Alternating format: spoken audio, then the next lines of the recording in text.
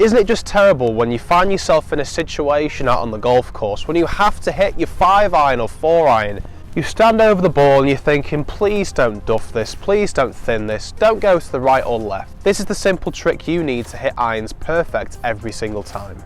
This is going to add more distance to your game and actually improve your consistency. You're going to hit a lot more irons straighter and much further as well. So why not stay tuned to the very end of the video so you know exactly how to do this. Let's get straight into it. I'm going to be on a map for all my demonstrations, but when it comes to hitting the shots, I'm going to go onto the grass to show you that ball then turf interaction. What we tend to see a lot of golfers do is they get to the top of their swing and they always think, I must try and hit the golf ball, and that is very true. But the problem with doing this is that they stop rotating, they try and hit the ball, the body hasn't turned, they've dropped in their heights, they've come out of their posture quite a lot, and they duff the shot. This especially occurs when it comes to long irons. Why? Because we think we must hit the ball harder. It's a longer iron, I need to swing faster in order to get that good connection with the golf ball, and this is completely wrong. You don't even need a golf club for this. So I'm going to place these over here for now. And I want you to take a turn into your backswing so that your back is nice and solid and it's pointing towards the target out on the driving range that we're going for here. And when you're in this position here, you should be able to feel a little bit more pressure in that trail side. For right-handed golfers, it's going to be the right foot, and for left-handed golfers, it's going to be the left foot. So you're in this position here on the top of the backswing, and a lot of golfers will dip down into the ball like so. So you can see there, all that's really happened is that my upper body has lowered, so my spine angle has changed and dipped down, as opposed to just rotating on that same angle.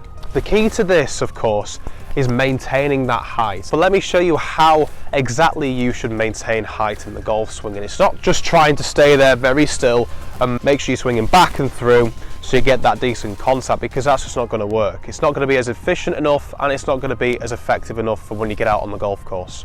So you're in this position here, and the first move I want you to feel is from your lead knee. So for right-handed golfers, this is going to be your left knee. The first move that I choose to make in the downswing phase, all I've done is I've slightly bent my left knee there, and you can see it's just a little bit there, and you can see I'm slightly going lower. That's okay though, because I'm maintaining my spine angle, adding a little bit more pressure into that lead side, and this is going to encourage me now as I start to turn and think my chest wants to face towards the target.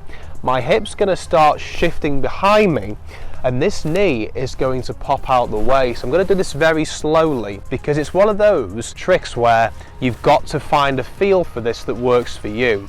It's not about getting into that correct position as much. You want to feel yourself flexing that left knee a little bit, and then you're going to feel like you're almost pushing that pressure off that lead foot. I've rotated, I've maintained my spine angle as well, and I've kept my height. I've not lowered this at all, and I've not even increased this. And it's almost like a drill. You're going to get to the top of your backswing with no club, of course, hands across the shoulders, making sure you've got a good turn, back's facing towards the target.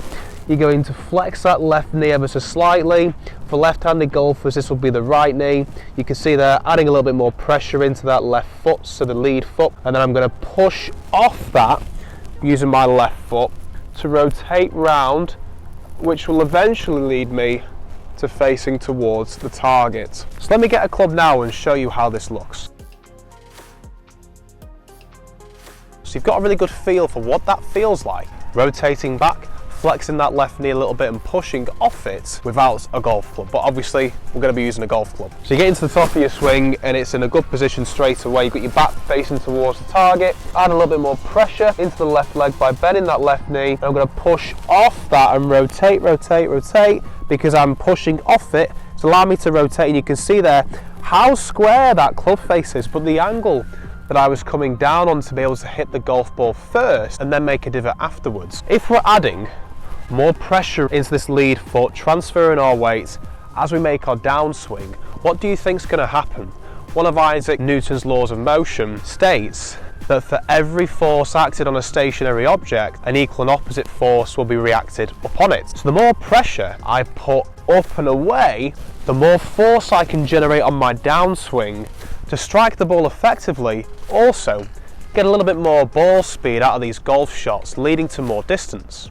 So when it comes to hitting these shots and you're practicing this on the driving range, you're going to go through those routines. Number one was making sure that you can do this efficiently without a golf club. Number two is doing this using a golf club and getting a good feel for that without hitting a golf ball just yet. The third thing I want you to do when you're trying this out is start to add in more pressure as you start to make that downswing phase. What this is going to do is it's going to increase your swing speed, so it's going to get you used to doing this when we're hitting the golf ball. You want to work from the ground up. Start slow without a club, then use a club slowly, and now we're going to push more power into this shot to be able to try hitting a golf shot doing this. I'm going to go through those motions of adding more pressure into that left leg by bending the knee slightly and pushing off of it. To go again and do this a little bit faster, I'm going to do it all in one motion as well. So I'm going to turn back to target, bend the knee a touch, and then push off it.